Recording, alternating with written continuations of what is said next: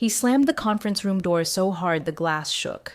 From now on, anything you write, even on your own laptop, is company property. His voice had that caffeinated tech bro screech, like he was trying to trademark air. I didn't flinch, just watched him pace like he owned the floor beneath his loafers.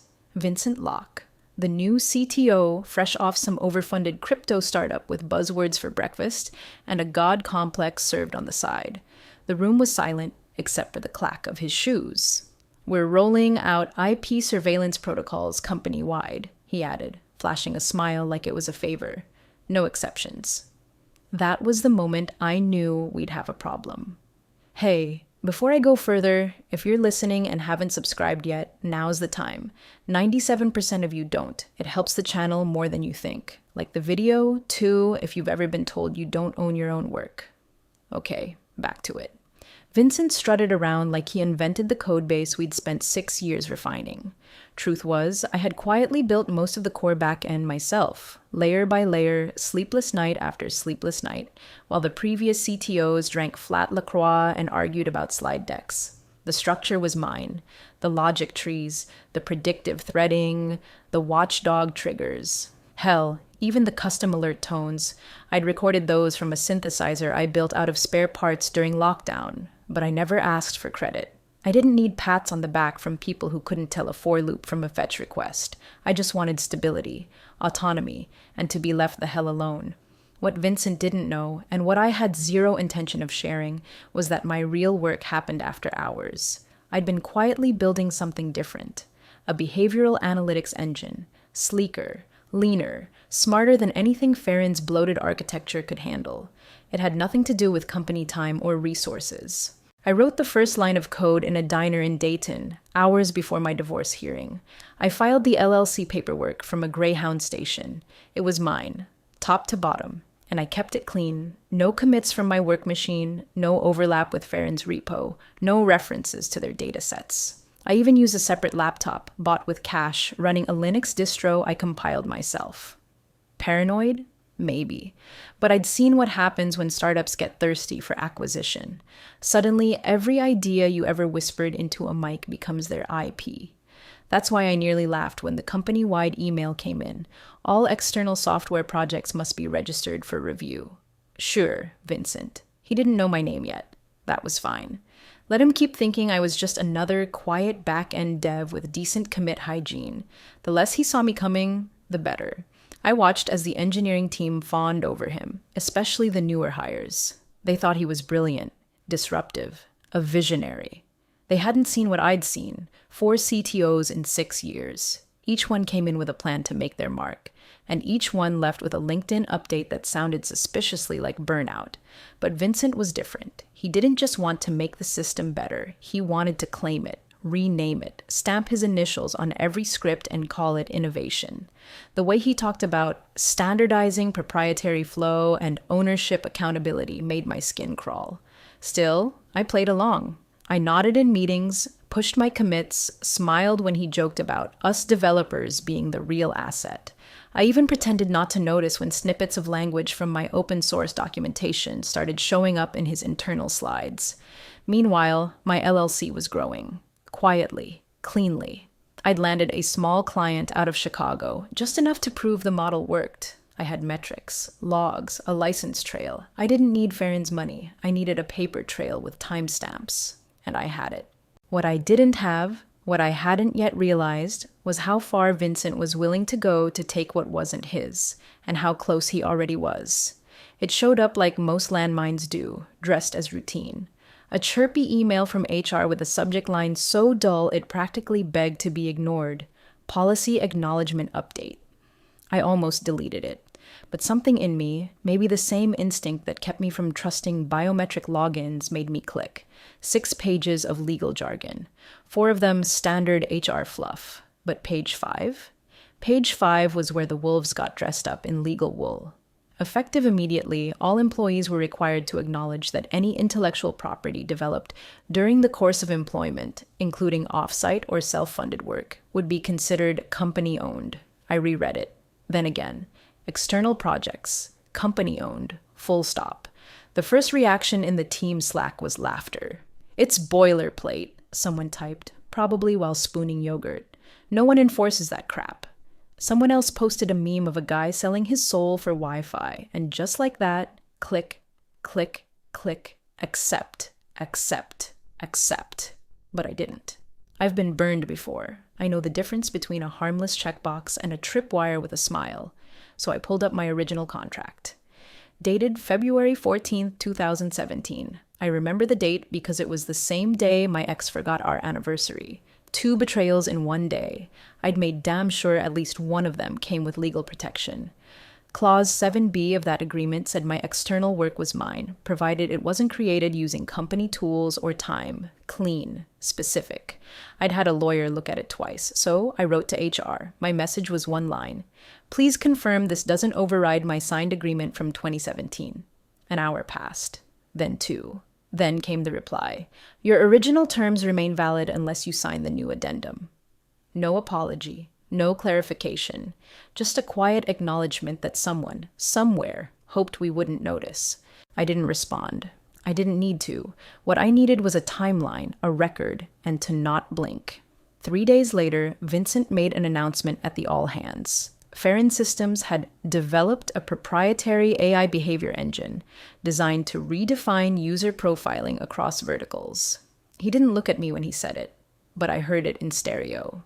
Because I already had a behavior engine, one I built, one I licensed through my LLC, one that had, until last month, existed quietly in a private repo with limited visibility, except for a brief window when I tested a public demo.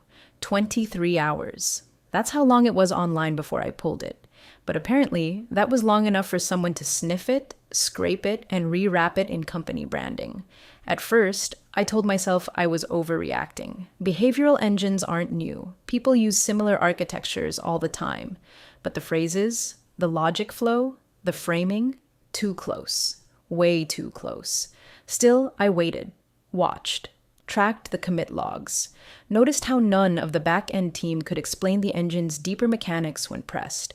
They used phrases like Vincent's brainchild or inspired by a prototype we found online. That last one made my teeth grind. No one was asking real questions. Why would they?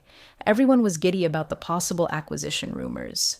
Buzzwords were flying, champagne was being mentioned, and Vincent walked around like he'd just cured something. What they didn't realize was that he hadn't invented a damn thing. He'd just stolen it early enough to hope no one would notice. But I did. And I had the receipts. It was the kind of presentation you could smell coming, a mix of overconfidence, catered sandwiches, and desperation wrapped in a PowerPoint. Vincent stood dead center, sleeves rolled, ego inflated to capacity, grinning like he was about to unveil the next iPhone. The conference room was packed. Even the interns got front row seats. I took the last chair in the back, right by the thermostat that never worked. Today, Vincent began, we're proud to demo something truly game-changing, built entirely in-house, proprietary to Farron, the future of AI behavior modeling. He tapped the clicker. Dashboards exploded across the screen. Animated heat maps, clickstream funnels, pattern graphs pulsing like they had heartbeats. Real-time user behavior prediction, seamless adaptive learning, clean UI, proprietary logic core, he said, each word soaked in triumph. I blinked once, then again, because I knew those patterns. Not theoretically, not vaguely. I built them. That cluster alignment, mine. The flow between the tabs, exactly how I sketched it in an old notebook after pulling an all-nighter with a flat Red Bull and a busted radiator. Even the sample data, usernames, timestamp format, regional bucketing, it was all too familiar. Like watching someone read your journal out loud and call it poetry. A ripple of applause broke out. Someone muttered, "Brilliant," under their breath like it was gospel. And Vincent just stood there, nodding slowly like a prophet in sneakers. I didn't move. Didn't flinch, just folded my arms and studied the transitions. He'd changed enough to make it look different. Different enough. But the bones were still mine. The scaffolding, the behavioral tag library, the way the heat map didn't just track movement. It predicted friction zones based on decay curves. No junior dev pulled that off in a sprint. I started counting seconds, how long he lingered on the logic core, how often he said, we, how he never once mentioned the test repo that quietly disappeared a year ago after I pulled the plug. But someone had cloned it. I was sure now. I'd left it public for less than a day. 23 hours and 16 minutes, to be exact. I remembered because I panicked the next morning and took it down, convinced I'd get too much attention before the IP was locked. It had been raw, incomplete, but the core logic was there. Enough to reverse engineer if someone was nosy and arrogant. And Vincent? He was both. After the demo, people clapped like seals. Some VP shook his hand.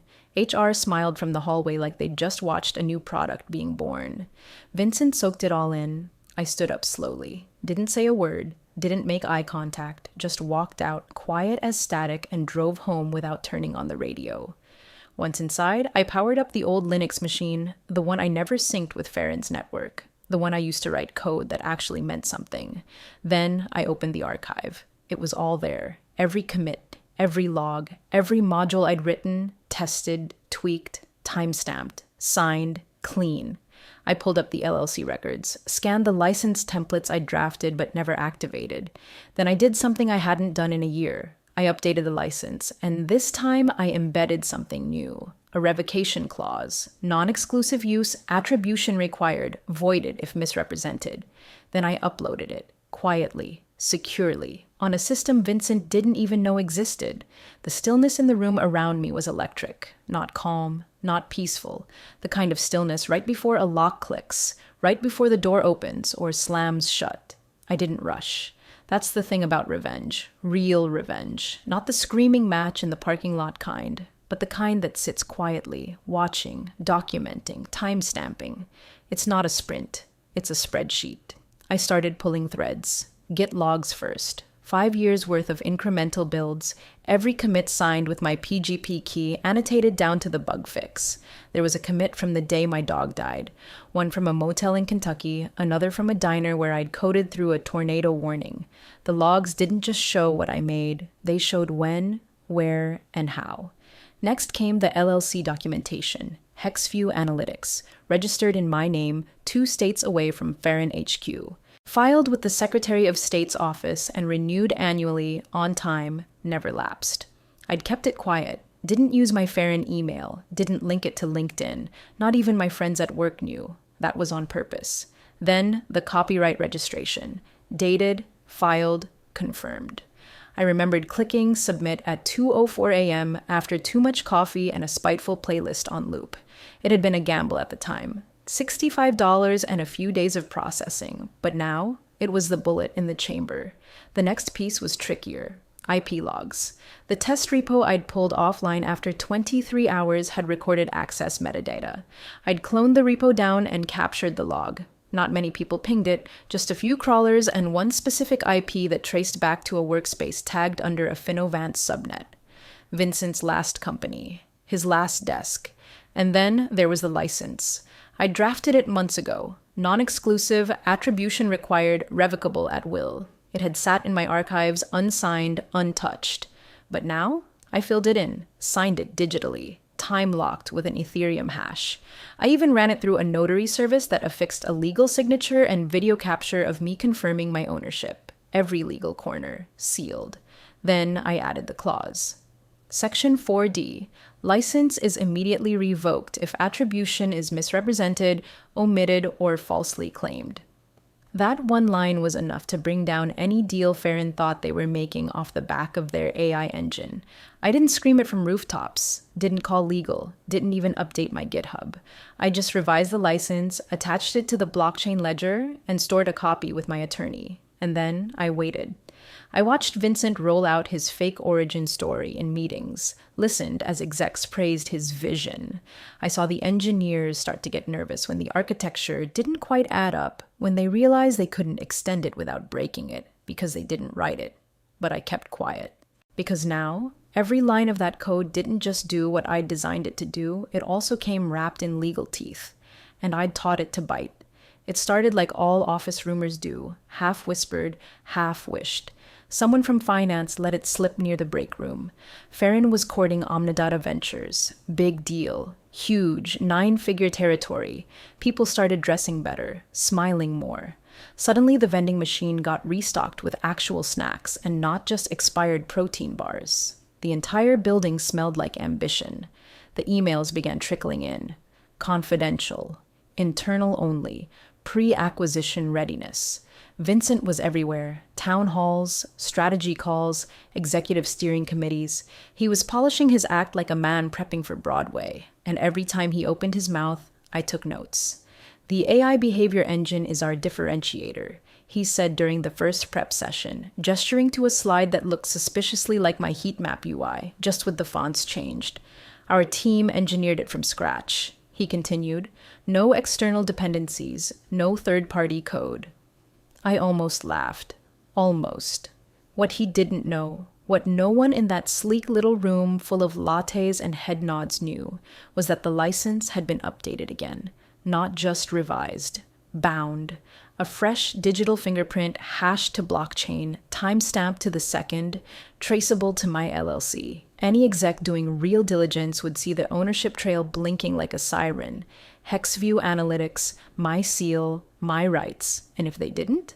Well, that's why I was there, smiling, listening, logging every phrase, every slide, every reckless promise that claimed ownership of something Vincent didn't even understand.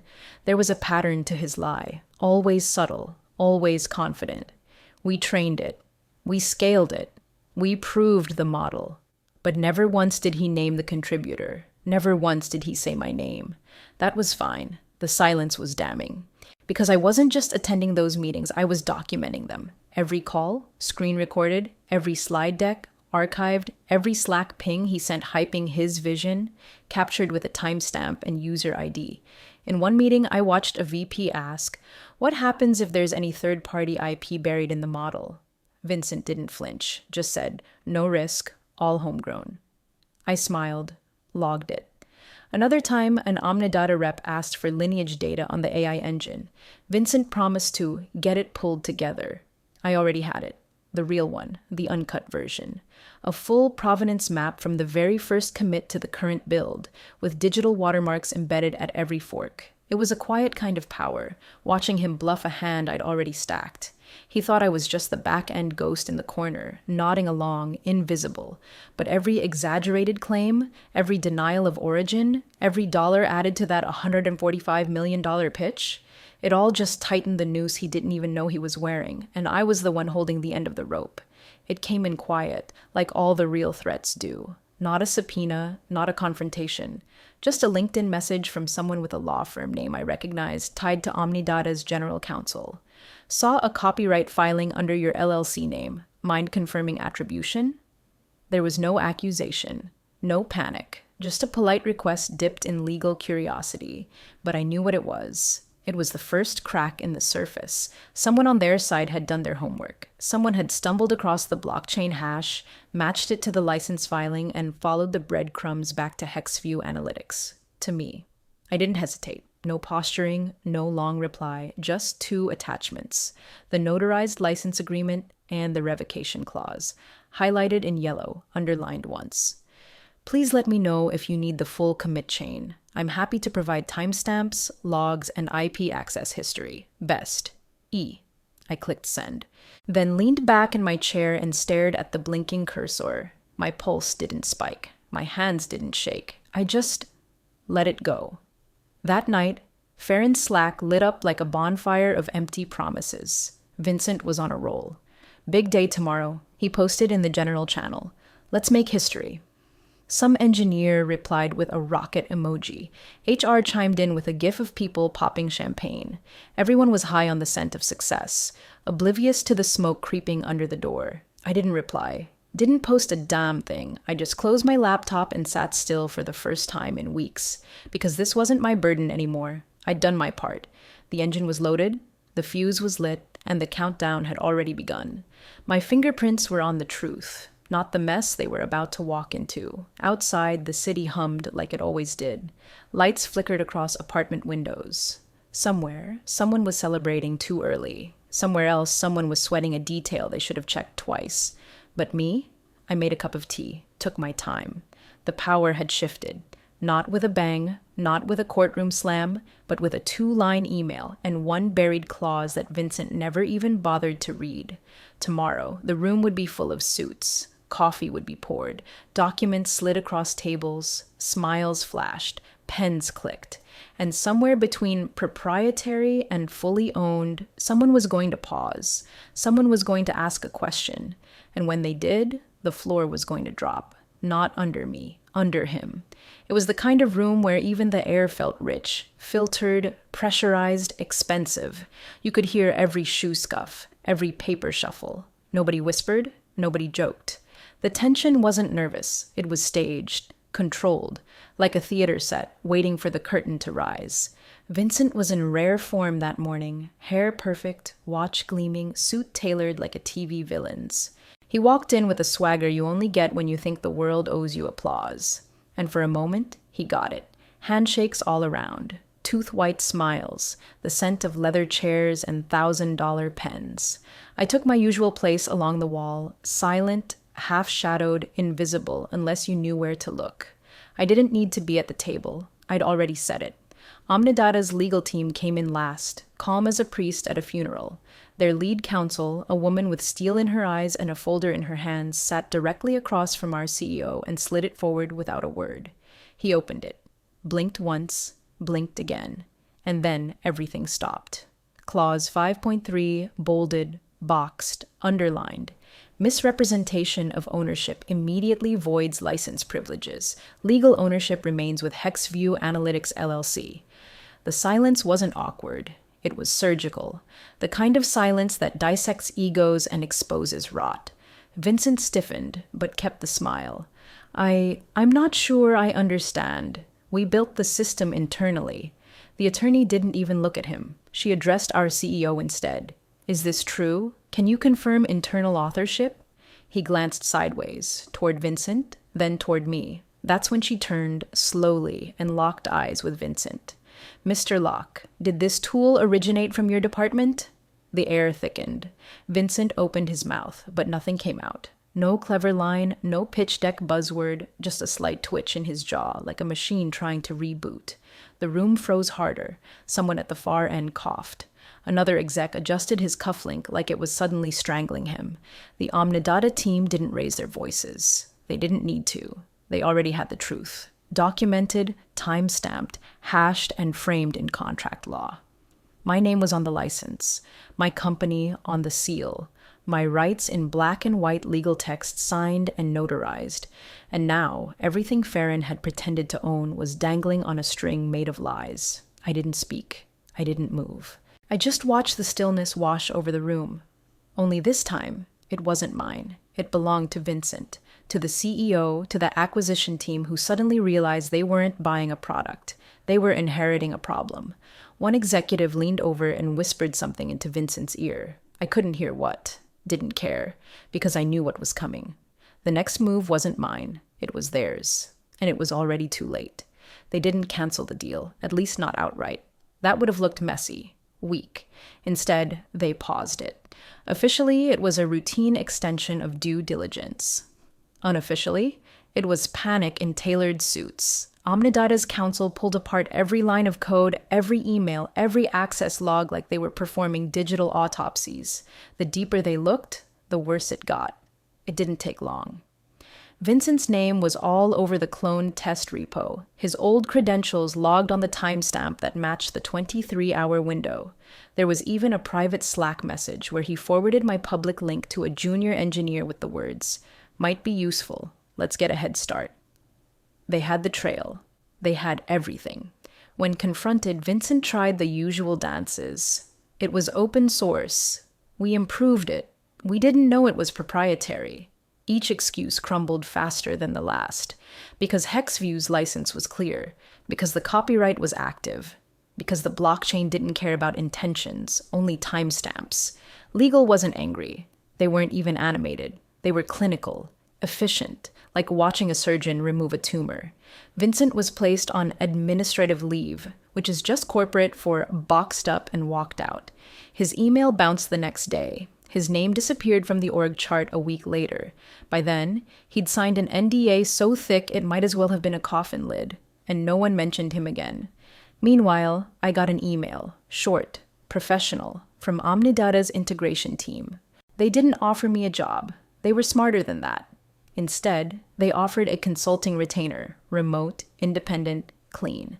Ensure continued stability and attribution of the behavioral engine during post-acquisition transition. 6 figures, paid up front, no office hours, no meetings unless I called them. And most importantly, my name in the documentation. Powered by HexView Analytics, licensed from founder. There was no apology, no parade, no glossy PR rollout with my face on a banner. Good. I didn't want that. I didn't want revenge. I wanted correction. And now, every time the system spun up, every time Omnidata demoed it for investors, every time Farine tried to say they'd collaborated, they'd be looking at my name, my license, my terms. Vincent was a ghost. And me? I was still invisible. But this time, intentionally, quiet, independent, unbothered, and fully, irrevocably in control.